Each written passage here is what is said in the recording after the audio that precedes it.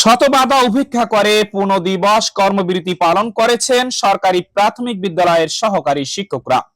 শিক্ষক সংগঠন ঐক্য পরিষদের ডাকে ৩ দফা দাবি আদায় কর্মবিরতি কর্মসূচির অংশ হিসেবে মঙ্গলবার ২৭ মে সারা দেশে সরকারি প্রাথমিক বিদ্যালয়ে পূর্ণ দিবস কর্মবিরতি পালিত হয়েছে। পূর্ণ দিবস কর্মবিরতির দ্বিতীয় দিন পার হলো সরকারি উচ্চ মহল বা মন্ত্রণালয়ের পক্ষ থেকে সমস্যা সমাধানে কোনো উদ্যোগ নেওয়া হয়নি।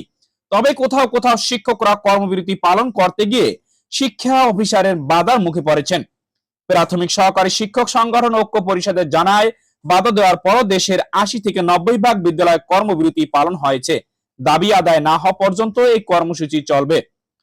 প্রাথমিক সহকারী শিক্ষক সংগঠন ঐক্য পরিষদের আহ্বায়ক মোহাম্মদ শামসুদ্দিন মাসুদ বলেন, নারায়ণগঞ্জ বন্দর উপজেলার ৭৫টি বিদ্যালয়ের সহকারী শিক্ষকদের কর্মবিরতি পালনের জন্য উপজেলা শিক্ষা অফিসার শোকজ করেছেন।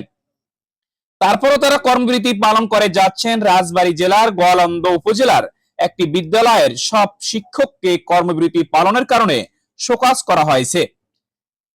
আবার কোথাও কোথাও মন্ত্রণালয় অধিদপ্তরের সচিব এবং ডিজির নির্দেশের কথা বলে আন্দোলনরত শিক্ষকদের তালিকা চাওয়া হচ্ছে। এর আগে ৩ দফা দাবিতে গত ৫ মে থেকে ১৫ মে পর্যন্ত ১ ঘন্টা, ১৬ মে থেকে ২০ মে পর্যন্ত ২ ঘন্টা এবং ২১ মে থেকে ২৫ মে পর্যন্ত অর্ধ দিবস কর্মবিরতি পালন করেন প্রাথমিক বিদ্যালয়ের সহকারী শিক্ষকরা। ২৬ মে থেকে পূর্ণ দিবস কর্মবিরতি পালন শুরু করেন তারা।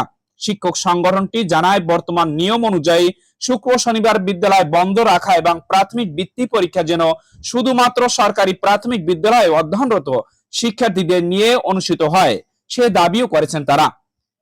৩ দফা দাবি কনসালটেশন কমিটির সুপারিশের যৌক্তিক সংস্কার করে সহকারী শিক্ষক পদকে এনটি পদ ধারে ১১তম গ্রেডে বেতন নির্ধারণ, ১০ ও ১৬ বছর পূর্তিতে উচ্চতর গ্রেড প্রাপ্তির জটিলতা নিরসন, প্রধান শিক্ষক পদে শতভাগ পদোন্নতি সহ দ্রুত পদোন্নতি প্রদান।